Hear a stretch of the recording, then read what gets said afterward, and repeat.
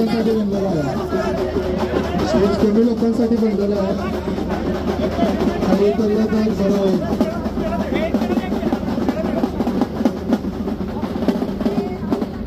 लोकांना तोंड भरवताना माननीय शंभूराज देसाई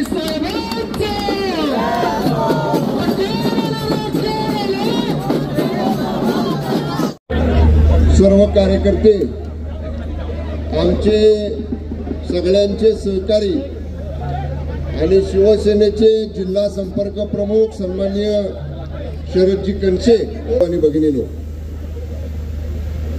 या सातारा जिल्ह्याचा दुसऱ्यांदा पालकमंत्री होण्याचा बहुमान आदरणीय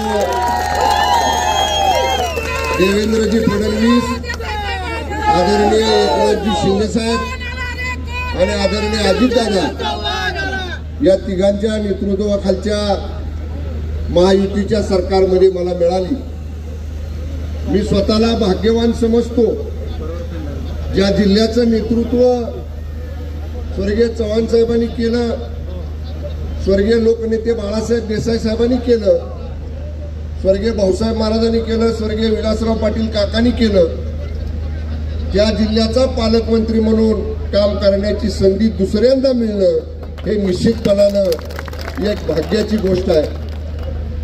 महायुतीमधल्या आमच्या सगळ्या सहकारी मित्रपक्षांना, जिल्ह्यामधल्या मंत्रिमंडळामधल्या माझ्या सगळ्या सहकारी माननीय मंत्री महोदयांना आणि जिल्ह्यामधल्या महायुतीच्या माझ्या सगळ्या आमदार महोदयांना बरोबर घेऊन शिवसेना, भाजप, राष्ट्रवादी काँग्रेस, अजितदादा या सगळ्या पदाधिकाऱ्यांचा समन्वय राखून हा सातारा जिल्हा निश्चितपणे विकास कामांच्या बाबतीत हा आघाडीवर ठेवण्याचं काम जिल्ह्यामध्ये आम्ही सगळेजण करू.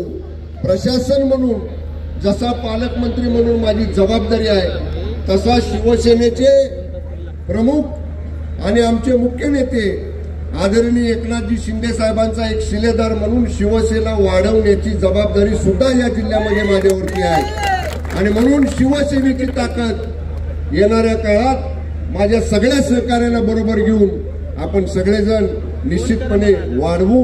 सातारा जिल्ह्याचा रुतबा, सातारा जिल्ह्याचा मान सन्मान, सातारा जिल्ह्याचा एक मोठेपणा जो राज्यामध्ये आहे तो आम्ही सगळे आमदार जिल्ह्यातले, माझे सगळे सहकारी पदाधिकारी आम्ही हातात हात घालून काम करू आणि सातारा जिल्ह्याचा मान सन्मान राज्यामध्ये वाढेल असाच माझा प्रयत्न राहील.